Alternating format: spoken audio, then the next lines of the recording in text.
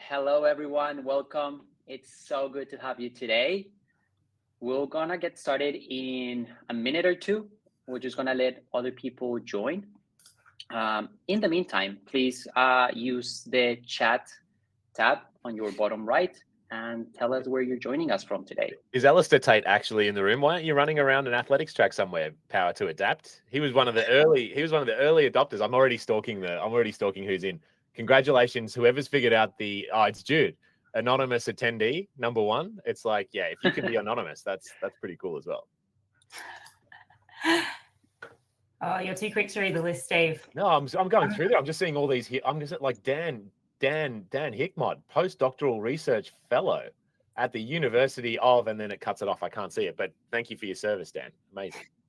Hi, Brent. Hey, Dominic. From California. Beautiful. Oh, Cali. What time is it in? Whoa, it's early. Is it early or late in Cali? Let me know, my American peeps. I used to be there. I miss it. I miss parts of it. I miss the beach. Scottsdale, Tasmania. Nice. I appreciate, we don't usually have US people join us when we hold it this late. We've previously had to hold it at 8 a.m. to get anyone from across the sea to join. So it's nice to have them here. I think it's the sign of the times. Maybe they just want to hear your answer. Like, will AI replace instructional designers? Poof, that's cutting edge stuff, mate. That's a cutting edge question. People are nervous. All right. So as people continue to join in, I just want to take a minute before we start. And because this is a global session, and we have people coming from everywhere, and we're coming from Australia. I would like to start this session by sharing an acknowledgement of country. We recognize the traditional owners of the different lands we work on today and the Indigenous people present in this webinar. We pay our respects to all elders, past and present, and acknowledge and celebrate the diversity of Indigenous people and the cultures and connections to the country and waters of New South Wales. More people coming in. We're getting excited. Let's jump into this. So before I actually hand over the mic to Eliza and Steve, I want to introduce myself. My name is Gerardo. I'm the head of marketing at Coassemble. And I have a few housekeeping points for you. First of all, you're all doing, go on into the chat and let us know where you're joining us from today. Everyone's automatically muted just to reduce the background noise. If you have any questions, please pop them in the question tab, which is different to the chat tab, just so you know. Pop them in the question tab and we will bring them up at the end of the session for a Q&A. The recording will be shared later today, so keep an eye out for that. And the session will run for about 55 minutes, including our Q&A. So with that, I will pass over to Eliza, and here we go. Yeah, thanks, Gerardo. I'm going to share my screen, I've used a Coassemble course for slides because why not? So just bear with me. Here we go.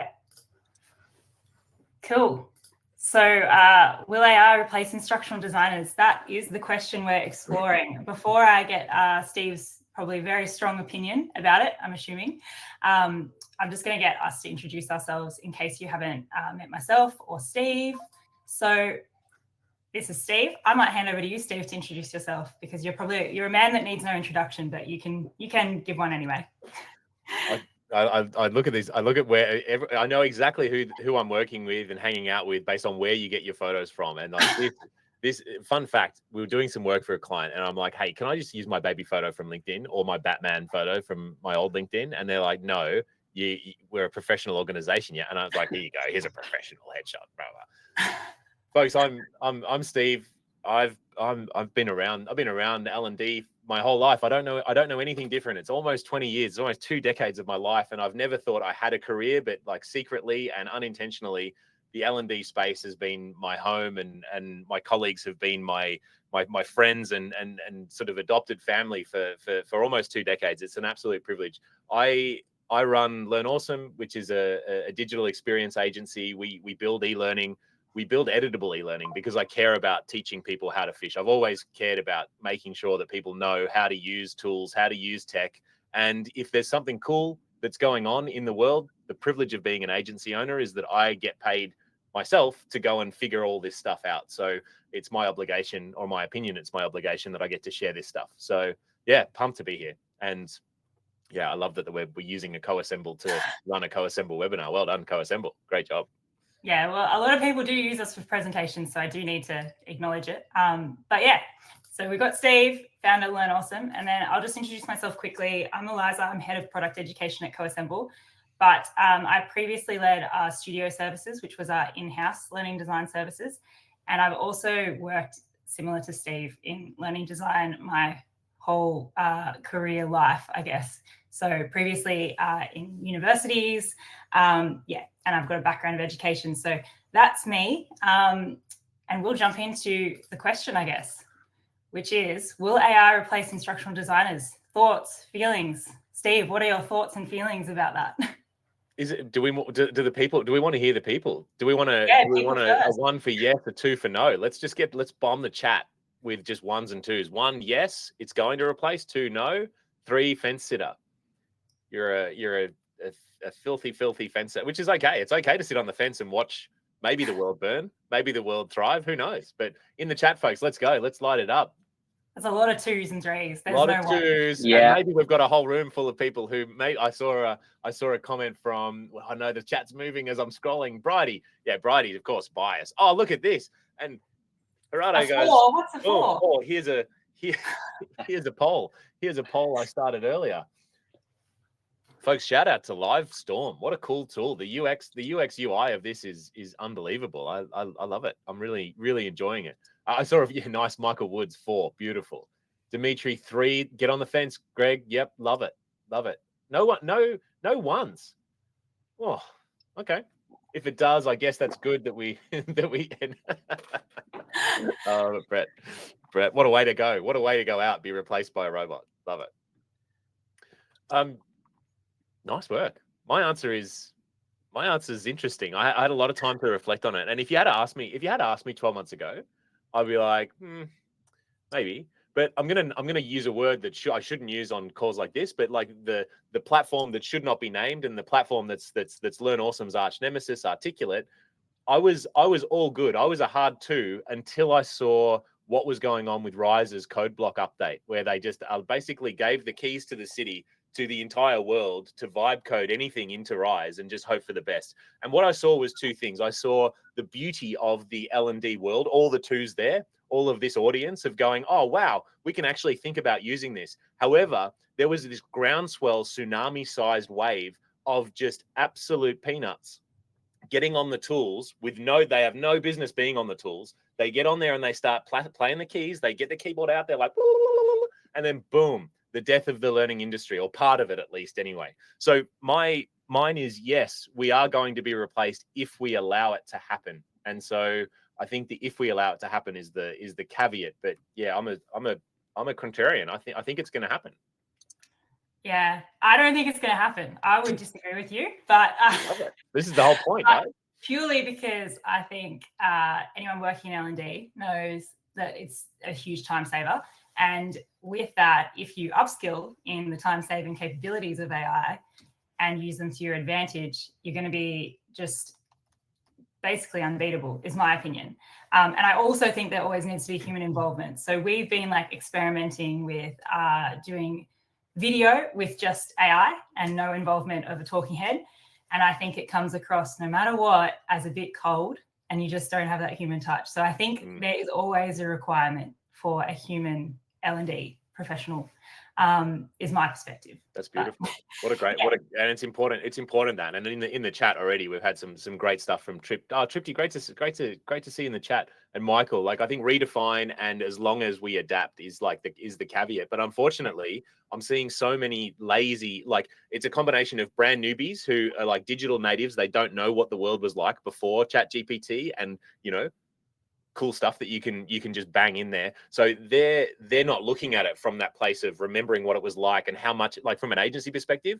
I don't know if you remember, it would have cost us like $2,000 to get an illustrator to draw that picture, but that would have taken you like, that would have just got auto-generated, right? So that is generated in Coassemble. What a privilege. What a privilege to be alive in a world where I can pretend to be an artist now. Like, it's incredible. However, I appreciate it. Whereas if we're head in the sand and we just give the keys to the robots, then Skynet's going to happen, Terminator's going to come through, and I'll be part of the resistance running around fighting robots. Let's go.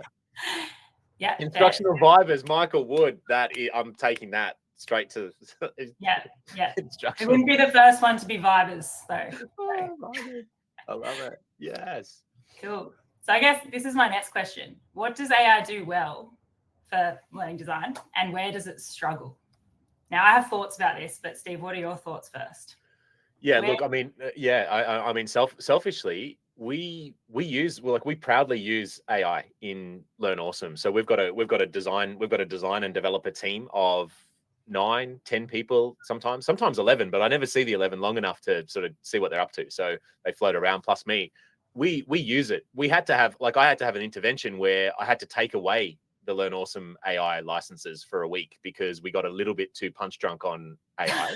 And that's cool. So I just hey folks, I've just done some QA. Believe it or not, I still look at everything that we create to make sure that it sticks to the brief. But yeah, I had to take it away. I had to take the tools away. And some of the kids threw their toys out of the cot. They're like, you can't do this to me. I need it. I need my chatty G. I need my little emotional support robot. No, you got to remember that we're still needing to be able to drive this, because when AWS goes down, the world stops. When Eliza, you were saying that the last 24 hours has been pretty interesting because you didn't have internet and you were wondering if you could be here. Like, that struggle is real. Like, once these robots go away, the dependency is it's pretty staggering. So I think for us, it gives us speed. And so where we have to charge our clients and as a vendor, we charge a lot of money, is in the discovery stage. And we get to do that now by working with the humans. And then we can spin up concepts at the blink of an eye, which is really beautiful because it makes our services cheaper and more competitive for our clients. But at the same time, it means that we can have 4 or 5 different concepts instead of 1 or 2 because of the time it takes to do that. So I think it really excels there. Some of the other stuff that we're playing in is like voice AI and role play. We're really loving how far we can push that. That's only going to get better because it's going to augment. I saw another comment, Catherine Humphrey. Augmentation is 100% there as well. So yeah, that's where we see it. What about you guys? I think it excels at, as we were saying, illustration, things that used to take up budget and time. So in terms of having to go get a voiceover artist to record all the content for a video, that cost, obviously you then pass on to a client, which is expensive. If you want to edit that content and you need to re-record a paragraph, that is time, money, etc. So AI for features like that is a huge time saver. Imagery has always been an issue. When we historically did client projects and you ask different clients to pay for stock photography to get a good quality image just to add context to their courses, that basically is not there as a prohibitive factor anymore, and we can still make great looking content. I think it makes it more accessible to everybody in that regard. It definitely excels at idea generation. So I think a huge thing is when you want to do scenario-based learning and you have, for example, with healthcare, if you need to come up with patient role plays, which are very specific, you can generate so many of them so quickly, edit them, refine them, and it is just such a big improvement, whereas that previously was a very manual task. I think it struggles though, probably with context, quality control, understanding organizational nuances, all those pieces. What about you, Steve? Where does it struggle? Yeah, look, it's struggling, right? It struggles for me on a daily basis. But I think the point that came back to my yes, we're going to get replaced if we let it. If we don't let it, and if we actually sort of, again, what we're sort of saying, we work with it, we adapt, we augment. I think as long as you understand what you need to do to get this thing to work, and that is that, a chat GPT is a probabilistic mathematical based model that just does the numbers on what is the most likely answer it can give you. So the more accuracy you can give it, the better. I think it struggles with, I think it does struggle with the context. I think you're right, but you can then be the person that gives it context. So you can benefit from all of the things that it excels at. But in the role play scenario, why did you choose a role play for this learning activity? That is still 100% the job of an instructional designer, learning designer, if we still want it to be. And I think Brett's been tearing up the chat, which is awesome. If a business decides to buy a platform that stands up learning, like that's an opportunity in disguise from our perspective, because we see it as like our core value is teach people how to fish. So let them build some learning, but then open the door for L&D to step in and say, hey, we're here to help you improve it. We're here to help you, give you some tips and tricks onto how to improve some of the metrics as well. Like, oh, we've stood up this course, no one's watched it. Oh, that's interesting. It's because there's 500 slides of text and you've paralyzed your learners to death. Like, come into our office. It's okay. Like, let the L&D team support you. I'm seeing some reactions. Yeah, that's about it. The crying with laughter emoji. Brett, I'm glad, mate. I'm here for it. We need to hang out. That's what needs to happen. Okay, so I guess my next question is, what makes us all irreplaceable? Like, what things do we bring to the table that can't be replaced by AI?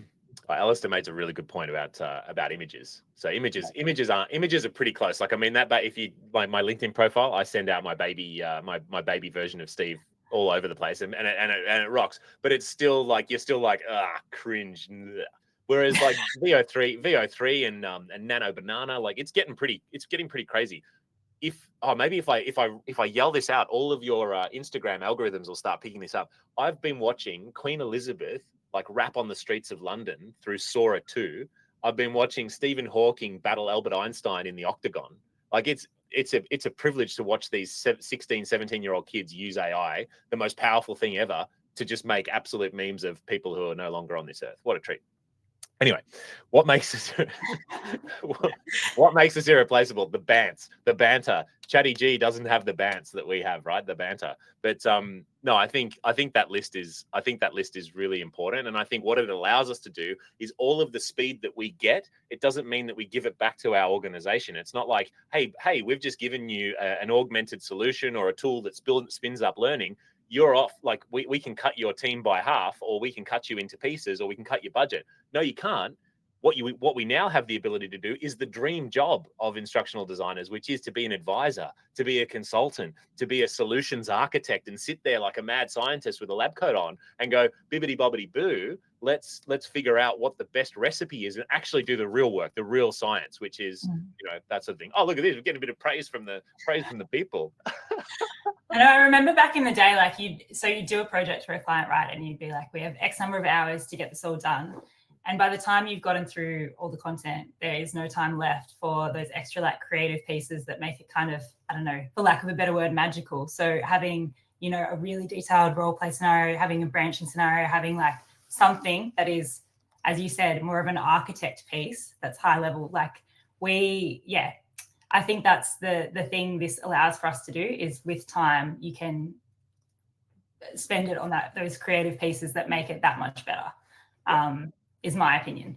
And that can't be replaced by AI, those levels of, little moments of magic that happen. Yeah, 100%. We're killing the chat, by the way. We're crushing the chat, by the way. Just so if anyone's at ENCF, Gemini Storybooks, unbelievable. Google's crushing this space, which is awesome. Folks, question in the chat. If you've got a question that you want to answer or want us to go through, just bang that in the Q&A section. Keep the chat alive for some of these things.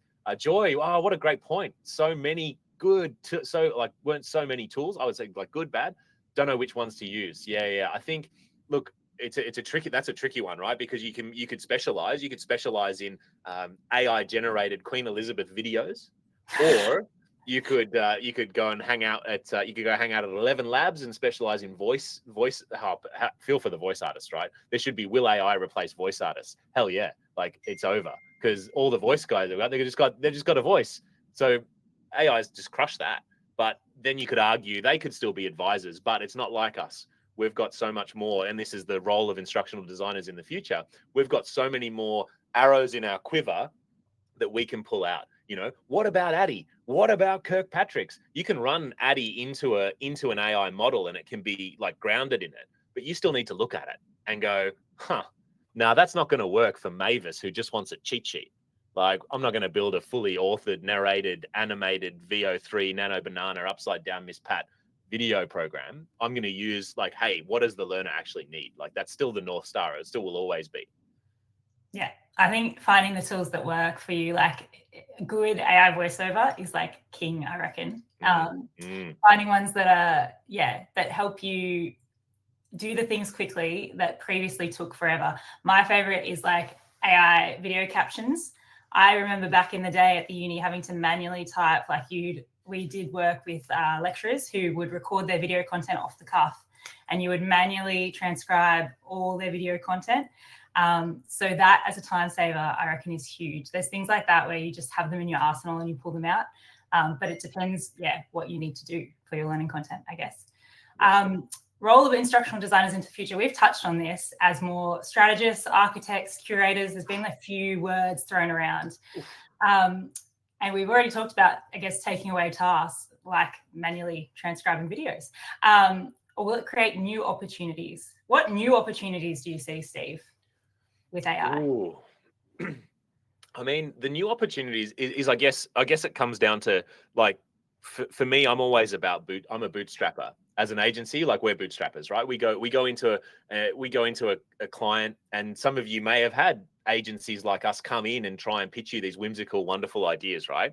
And there's this intersection between, just pillaging the poor client. Like, the days of going into getting a government contract was like an agency's dream. And if there's any agencies on here, I'm about to expose like how you made money and why you're retired before AI, because you went in there and you just pitched like this stupid amount of money for, oh, let's make an interactive video, bro. Like, yeah, this is gonna be awesome. And you charge like exorbitant amounts of money, and you set an impossible expectation. It's not editable, so you give it over and the CEO changes and it costs you another $1 million to remake it. Now, this is what's cool, is that if you wanted to do a immersive video scenario based thing and you didn't have the budget, you have the budget now, because you just need a couple of subscriptions to be able to stitch it together. I've seen some amazing stuff on LinkedIn.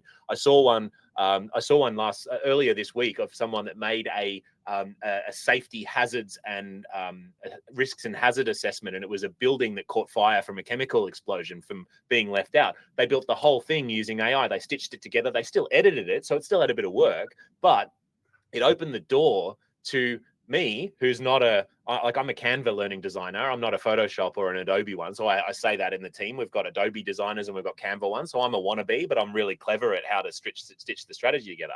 I can now pull this stuff together and create MVPs that then make me look really good to my team. And subsequently, it might be the difference between a big senior stakeholder going, oh, cool. Yeah, let's invest big in this now that I've seen it work, versus, nah, you're kidding yourself. We don't have the resources. So that's exciting for me. Yeah, definitely agree. Well, let's move on to the next one, which is, how might instructional design roles evolve into AI curators or learning architects? So we've talked about this already.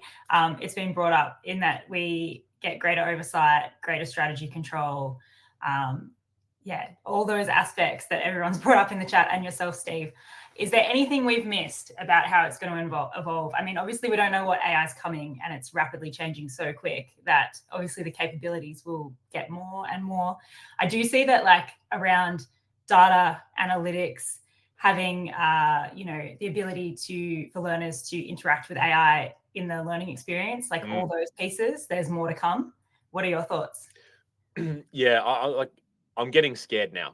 And like, I got scared for my niece. It's in the chat, who's got young kids, like kids that aren't teenagers yet. Just chuck a one in the chat, just so we can sort of see who I'm talking to. I don't have kids, but Dimitri, yeah, you've got, yep, Eliza, yep, nice.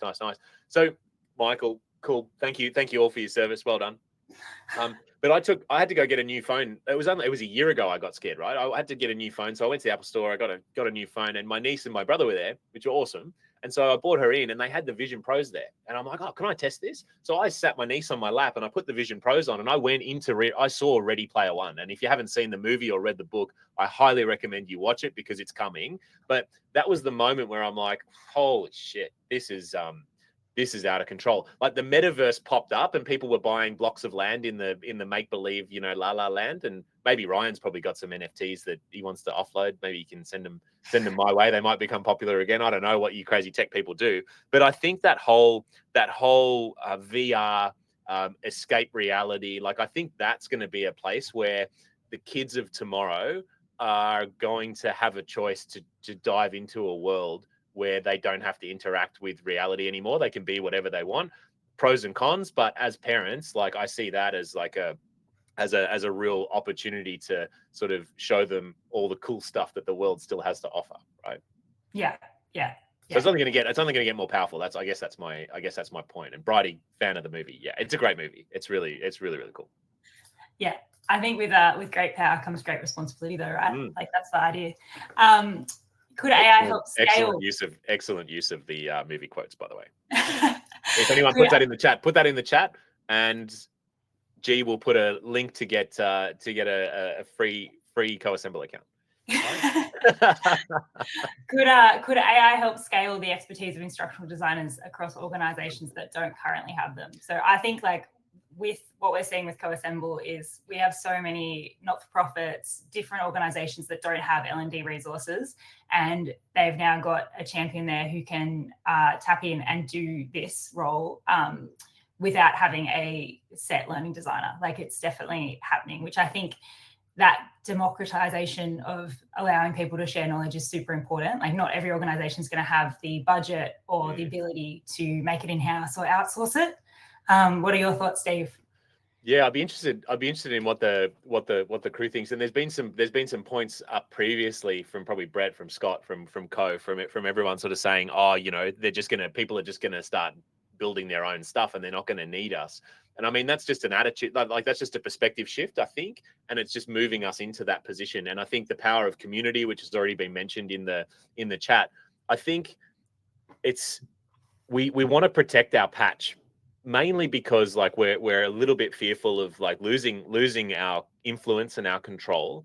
But at the same time, like we genuinely care. The beautiful things that make learning designers weird is that we care about our learners. Like we care about all these little interesting things. So as a result of that, I think being that weird and wacky person, it means that we can now step into like a mentor role. So I look at it all the time. I see organizations that are struggling with training and development, and I'm in a position in my career where I can just stand stuff up. It's like, oh, hey, you're at a cafe, and the poor newbies learning how to use the point of sale technology, and they're getting like lit up by, you know, angry Mavis who's just over showing them the 400th time. And I'll just ask the question, hey, this is really great coffee. Did you learn how to use the point of sale before you joined this organization? No. Huh. Here's my phone. Take a photo of the cash register for me. I'll be back. And I'll go and sit down and I'll code it up while my niece is playing at the zoo. And then boom, there it is. I've built a training module. So that moment is a moment to then solidify the value of L&D, right? And you could roll that out into a wider place where if you let people build learning and fail quickly, because we know that if you let a non-trained learning designer build learning, it's 50-50. They might get lucky and nail it, and that's great because they'll build more. And then eventually the chickens will come home to roost. Like learning science will eventually hit, and they'll either interactivity fever their learners to death, they'll shiny object syndrome, they'll throw the kitchen sink at them, and then they'll come to you as long as the door's open. If you shut the door in these people's faces and go, we're elite, we're at the top of the pyramid, you know, come get some, like we're your overlords, it's over, right? You lose that ability to influence. Whereas if we're open and we're just like creating communities of practice, like we're doing little partnerships, we're mentoring, we're jumping on the LinkedIn posts and seeing all these incredible stuff come out, like that's going to be our place to really shine. And that's where we'll get the respect, and the respect will then mean that we'll survive. Yeah. Awesome. Yeah. Last one. Which quality checks must remain with humans? I mean, you touched on this before when you said that you still quality check. When you unleash the tools too much, you had to rein them back in.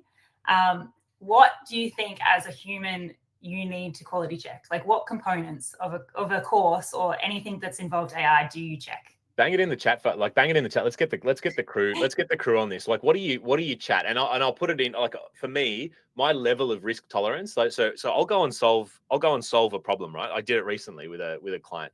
Like, we need role play. Boom. I've solved it. Done.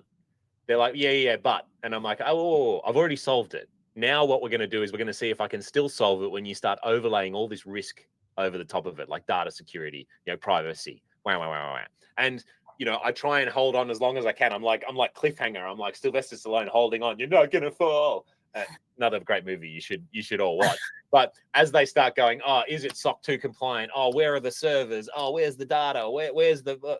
I'm starting to slip off the rock face, and I'm about to get crushed. But yeah, I think there's a few of those things. Like we definitely have to check the output. We can't just copy and paste ChatGPT into a doc and submit it out onto the LMS, right? We have to definitely make sure that the images don't have, 17 fingers, because that'll lose cred. Like, you'll lose cred. No head. No head is a common occurrence.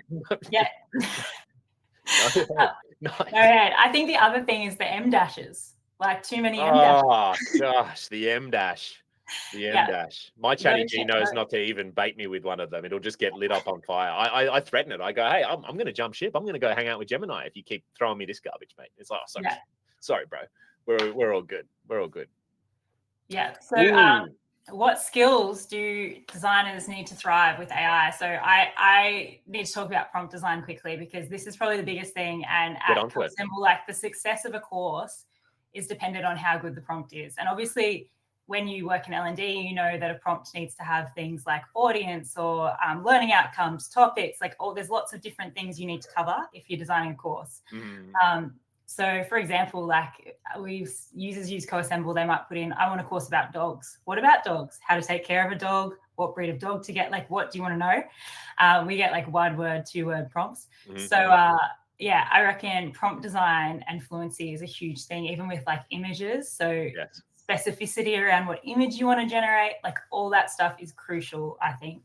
And that's a skill that you've got to learn. It's not something you really get taught, is how to write a good prompt. I think.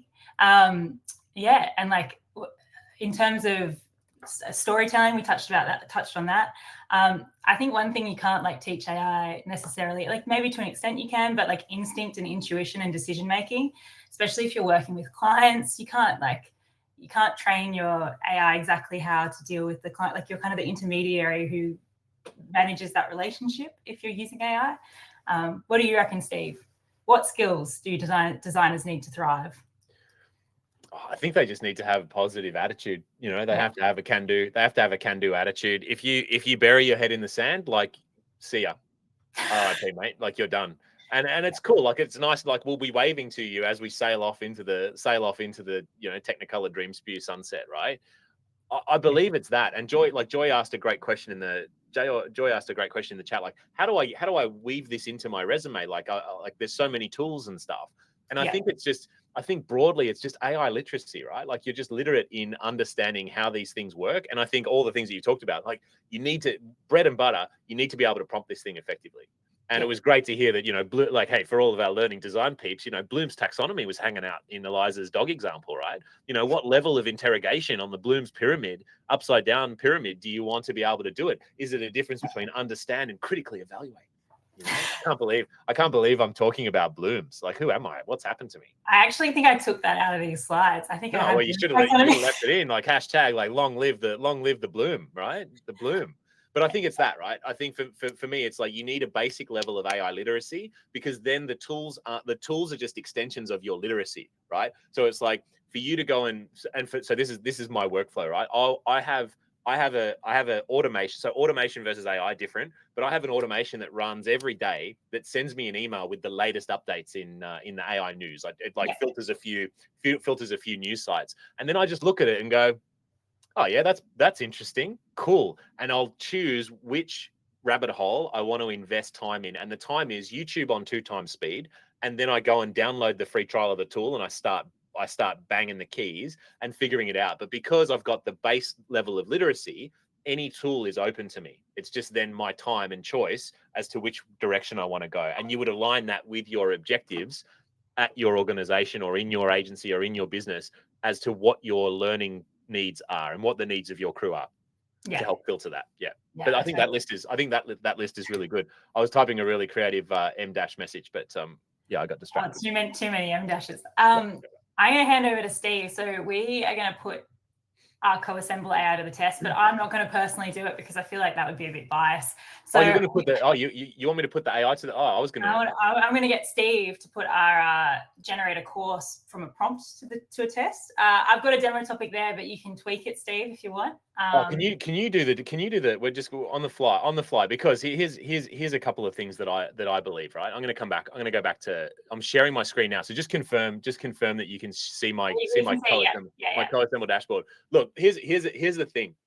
What what I've seen of late in the Articulate conference, in a few of the other conversations that we've been having, is the generate using a prompt. We've talked about, it gives us speed, it gives us the ability to become an editor instead of a creator, so it gives us that sort of speed. But I think sometimes, like, you just want to, like, crack your knuckles like this, you know, have a suck of the caffeine, and then just build a program from scratch and just see if you've still got it. So with permission, I'm going to just start from scratch, and then we might just show and tell, like, what the AI can spit out. Just as an example, folks. Now I can't see the chat, so I'm going to be like not contributing to the chat. But this is going to be like, you know, how to tie a trucker's. I was thinking about what trucker's hitch knot, right? So this is my speed run of, it's going to take 5 minutes, because who's got 15 minutes to learn? Does anyone feel that like these days? Do you remember when there was, like, you could do 5-day trainings? When I did my Cert 4 in training and assessment, now for any of the US cats that are watching that is a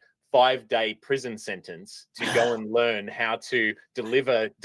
Not, you don't learn anything. You just tick a box compliantly in being able to train and assess college, like lower level college based qualifications.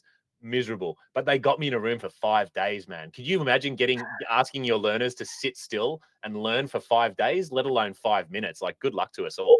Anyway, I'm going to go here, and again, the thing with Learn Awesome is we're like the providors of tools, right? So if we see something cool, there's a reason I'm here, because I believe that Coassemble is super cool, and I believe that Coassemble has a place in our toolkit as creating, like, micro learning experiences. Now, at no point is this an effort to replace us, but it's an ability for us to stand things up very quickly and transform things that are typically static and boring into something that will just ignite people's soul a little bit. So I might come in here and just, you know, I'll speed. Look at this. I can generate it, or I can start from scratch. But it's just like, why are we here? Why the truckers? And then, you know, I would then use, so for me in my workflow, when I do this, I would have, like, I'd have AI open. Like, I would use ChatGPT to probably help me with my storyboard. I would help it with my text and that sort of thing. And then I'd just be thinking about whether or not I want to change it. But I'd just be coming in here and just going Control C, Control V, and then I'd edit. But ultimately, it's really the whole point of this thing is that I want them to learn how to use this knot. So watch how it's done. And the beauty of the world is that it already exists. So I'm going to go grab a YouTube video. There's also, if you want to watch so do you remember the song "What Does the Fox Say"? It was by an artist called Uvis or something like that. But he wrote a song about the trucker's hitch. There's like a side quest that you can go down and learn how to tie the trucker's hitch knot through song. But I'm not gonna bore us with that. But again, I just want to echo the importance of, you know, just being able to come in and really sort of play nice and easy and nice and comfortably with these sort of things. So I can come in here and go, you know, here's the description, here's everything that I need to do. Eliza, how do I change this video? Click outside the video box. Click outside the video box. Click anywhere on the grey outside the video. There it is. Replace video. Yeah, perfect. See, see? This is the beauty of just building on the fly. But I just paste the YouTube in, boom, done. There it is. And there's my little video. Maybe then I just want to go like the checklist, and I'll just go like, these are the things that you need to know. Trucker's hitch is like a super underrated knot, right? If you want 2-to-1 mechanical advantage, this is your knot. And I don't, like, in the US, you'd go to Home Depot, you'd go to Walmart. In Australia, you'd go to Bunnings. I don't know if you've ever been into the tradie section of Bunnings and you've watched people with ratchet straps and they're like fumbling with stuff, or you find someone, there's a saying, if you can't tie a knot, tie a lot. Whereas for me, I love going in there and ripping out my rope, and then you watch these like artisans of like rope art, and they're just tying these loops and they're pulling things through, they're ratcheting things down. That's the sort of thing that you want to do. So these are the key tips. And then you would put your list of stuff in there. I'd add one more screen, and maybe I'll do like a little quiz and ask some questions. But ultimately, like, this is like bread and butter stuff. And so I want to see Eliza's AI generated version, because obviously that's going to have a lot of pre-built content and do the speed run. But for me, like this is really, really cool. And for Learn Awesome, we've built a couple of client projects using this. I know Alistair's on there as a Alistair, chuck in the chat if you haven't already what your experience was like as a running coach, being able to stand up just like micro snippets of your expertise and your knowledge. I think that's really useful as well. But yeah, that's it. And then I just switch over to preview mode and off we go. And I can sort of consume this bad boy in all its glory.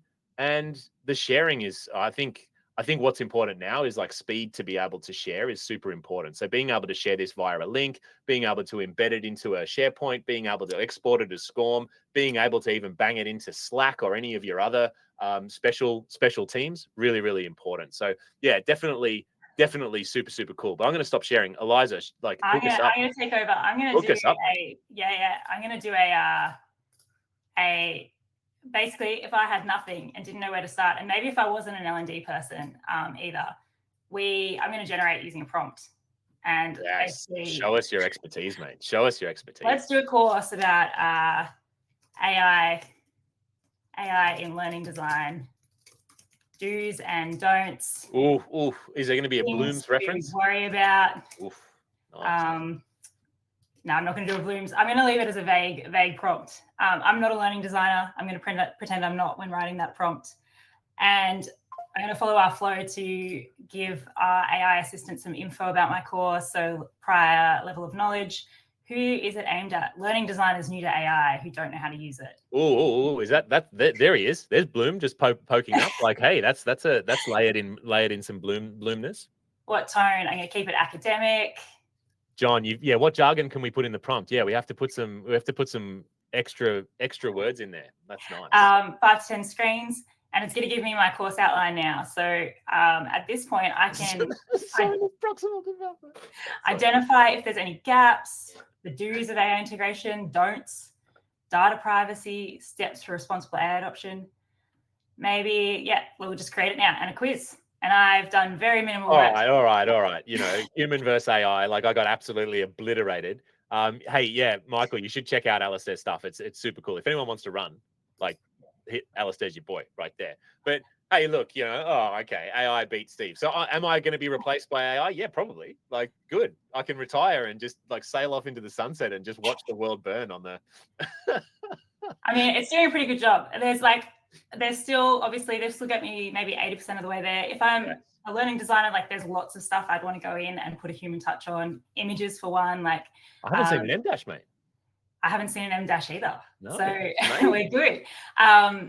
Images, colors, branding, but I can jump in and it's still going with the quiz and it's doing a pretty good job. But I reckon this would get me a lot of the way there, especially if I'm at an org that doesn't have L&D resources, but I'm put in a role where I have to do this. It'll get me some of the way there and hopefully will upskill me on the way. Hopefully those questions that are guiding me through that AI assistant will teach me some of the basic principles that you need to know, is the aim. But yeah, we're there. We've got our course. Preview it up. Let's go. Let's have a look. Done. And we will preview.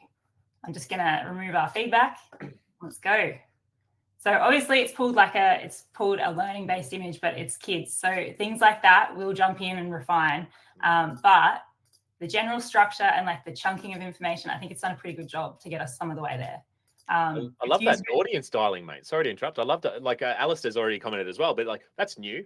And I think, you know, here's the thing, folks. Like, how long did it after Articulate decided to charge us for AI generation? It took another period of time, like a long period of time, for that code block to be updated, which is cute. Thanks very much, overlords. But I think you guys put up updates every week. Like there's something new every time we come back in there. It's like, oh, there's something new and shiny, like the Loom integration or the Slack or all this other cool stuff. Like, it's amazing to see. So I guess while we're on that, maybe before we wrap this up, because I think it's due to, I don't know if it'll automatically end at 11:15, but we have a new feature coming. I'm just going to stop sharing and then share a video. Give me a sec. Yeah, while that feature's loading, just a one in the chat. Are you currently using Coassemble? Number one. If you're not, number two. And then definitely go there and like get in there. Number zero. What is it, Melissa? It's okay. You can't delete your comments, but that's awesome. Okay, so I'm using awesome. Good. Go. I'm going to add a video. The main reason I'm using video to show this is we've got, I'll just pause it. Our product team's been working really hard on AI voice narration, which we know is key for online learning, for accessibility, for all sorts of reasons. This is like a 30-second snapshot of it. It's not showing the whole feature. It will be released soon. So that's super exciting. And you'll be able to generate voiceovers for your whole course. So this will be like the second time in a matter of weeks I've got to listen to myself talk in a presentation, but I'm just going to hit play and you guys can see like a 30-second preview of what's coming. Hopefully you can. So let's have a sneak peek at narrations, which is coming soon. So I'm going to hit this little icon up the top here and I can use narration now. I can select a voice. With cloud machine learning, your application interprets it. So I'll use that one. I can turn on autoplay to have the narration autoplay on each screen. I love Mia. And let's preview it now as a learner. And I've got my little narration icon down the bottom here. Stop it. Support best practices. It's Let's reading explore the time, text. response templates, and handling Pretty cool. difficult conversations. Pretty cool. Pretty cool. Pretty cool indeed. Yeah, so I think like that's super exciting. So our teams like continuously, as you mentioned, Steve, they work pretty quick and have things like this constantly coming. So I think that'll be a game changer. We have lots of users who like record their own voiceovers, do all sorts of things, and the voices sound really good as well. So I think it's super exciting. Ooh, Yeah, love it. Love it. yeah. But yeah, I'll jump out of this now. I'm just gonna, how do I get rid of the video? There we go. Cool. Ella Johansson, Geraldo. Really? Really? Nice. That's the famous voice for her. That is not without The Leah. See, movie. John's here just being the voice of reason. No. A lot of probably legal issues there. Legal issues, yeah. I'm just opening my, I guess, our course for this. I've got one more question before we go. So I'm just going to share. Give me one sec. While that's happening, so Alistair's using Coassemble right now, and then has like bolted the Coassemble courses into school, which is a community platform. So again, an example of the portability of these things is that once you've got them, you can then push them wherever you like. So that's awesome. That's awesome. I wish Gravity was my friend, because then maybe I'd run, but no.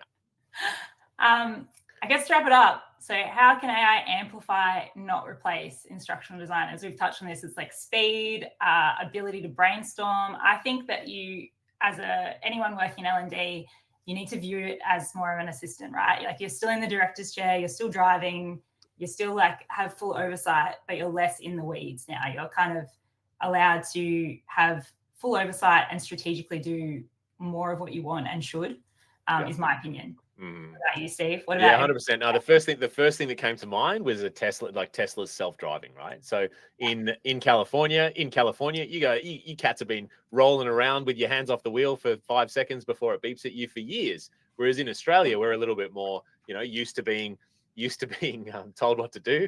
So we waited, but we're just starting to get full self-driving. Now, full self-driving is amazing. However, you still need to have a driver in the driver's seat to be able to take over in the event that the amazing algorithm and the amazing stuff that's going on there doesn't figure out what a hook turn is in Melbourne, for example. Like it hasn't passed that test yet. So yeah, definitely do not take your hands off the wheel for too long, because if you do, 10 and 2 Joy, 100%. I still remember getting slapped around the head while I was learning to drive with my mum on that one. So yep, brings back some memories. But yeah, if you do take your hand off the wheel for too long and just go on a side quest and come back, you may find yourself being replaced by, robots. I don't like that. That's my dark, gloomy, but you need to be still in the wheel driving, doing your thing. A teacher can be replaced by great. I think like the more like positive, less gloomy perspective is though that like I think AI can support accessibility, translations, localization,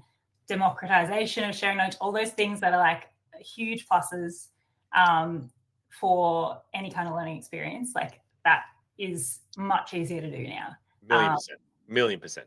Yeah. So I think it is scary, but also, yeah, I think it makes our job much more exciting. I like when I need to go backwards and do something that I previously had to, that I can now do using AI, like a manual, manually transcribing a video. If there's a reason I have to do that now, it is almost like torture. It is so painful to do something that I've been like able to do quickly. So I think it's like opened up our role, made us faster. It's like having an idea generator that never runs out of steam. Like you can keep, when you hit a like mental block, you can just keep going, which is good. 1000%, right? 1000%. Yeah. So I think, I don't think it's going to replace us. I think it's not going to. Maybe if you don't learn how to prompt AI or you don't learn how to work with the tools and others do, like maybe it will. But yeah, I don't think it's going to replace learning designers. I'm excited from an agency perspective. Like, so I have another dark and gloomy opinion on the agency world. Like, it's a cesspool. It's a cesspool of cats just competing, like trying to delude people into thinking that what they're doing is not using AI the same way that we just used it, and then charging an extra percent for it. It's going to clean out a lot of old behavior because they won't be able to survive, which is good. And I think it's going to make it more transparent and agency services are going to have to evolve to become more accessible to the masses, which is really, really exciting, because I think that really excites me, because the whole privilege of being an agency is that your responsibility is to be at the cutting edge of this and then give that education back to the people who are getting strapped with BAU budgets, multi-directional head pulling and all this sort of stuff. So what a treat. Exciting times. Cool. I already showed us narrations. That's it from us. I think. We have questions. Any I've already answered some of them, but let's check. Yeah. That was great. I just reminder, if you have any last minute questions, you can pop them in the questions tab. And we're pretty much there. Yeah. Let me see. Check. Yeah, so Alistair's asked, like, who do you use to act as your editor or auditor to test your course is going to land with the learning audience? And so, like, Alistair and I know each other. Like, we're in the same town. So Alistair's not a learning designer; he's a coach. He's an exceptional, like, intelligent human. In our corporate L&D world, we would have our teams, like a 4i check, or you would have your colleagues. But the best people to test it is your like change champions, your superstars, your super users, or even just like a small group of your learner cohort to give you like real feedback, or a child, like a preteen or a teenage child. If you can get them away from a device because you're a good parent, that is going to be also a really honest answer. Oh, you can't use that, or they'll be like 6'7". Oh my gosh, I can't hear that anymore, Steve. Yeah. Oh, sorry, Eliza. No, go. I was going to say that I think, like, second to that, even if you have a course, say you're doing something that you are anticipating selling to learners, or like you don't have like someone to test it, or you feel like you don't have someone to test it on, I reckon finding someone who knows nothing about your course at all, like even just another adult in your house, like anyone, and being like, look at this, they'll find things like, I don't understand this sentence, or I don't know how to navigate here. What's it asking me to do? Like those things that are super basic that you might have missed, like that feedback is invaluable sometimes, I think. But yeah, cool. Oh, Awesome. I'm typing answers to questions. They're never going to bring me back, folks. So this is the last time you're going to see me rolling around the Coassemble webinars. I'm just wrecking the joint.